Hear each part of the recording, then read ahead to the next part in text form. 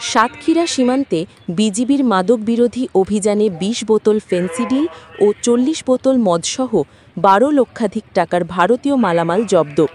শুক্রবার ৭ নভেম্বর সাতক্ষীরা ৩৩ বিজিবির অধীনস্থ ভোমরা, ঘোনাকুশখালী, কাকডাঙ্গা, মাদ্রা, হিজলদি ও সুলতানপুর বিওপি এবং বাকাল চেকপোস্টের দায়িত্বপূর্ণ এলাকায় মাদক বিরোধী বিশেষ অভিযানে ভারতীয় ঔষধ, চশমা, শাড়ি ও কসমেটিক্স আটক করে। চোরা কারবারিরা এসব মালামাল শুল্ককর ফাঁকি দিয়ে অবৈধভাবে ভারত হতে বাংলাদেশে পাচার করার সময় জব্দ করা হয়। এভাবে ভারতীয় দ্রব্য সামগ্রী চোরাচালানের কারণে দেশীয় শিল্প ক্ষতিগ্রস্ত হবার পাশাপাশি দেশ উল্লেখযোগ্য রাজস্ব আয় হতে বঞ্চিত হচ্ছে। বিজিবির টহলদল কর্তৃক উদ্ধারকৃত ভারতীয় মালামাল সাতক্ষীরা কাস্টমসে জমা করার কার্যক্রম প্রক্রিয়াধীন রয়েছে।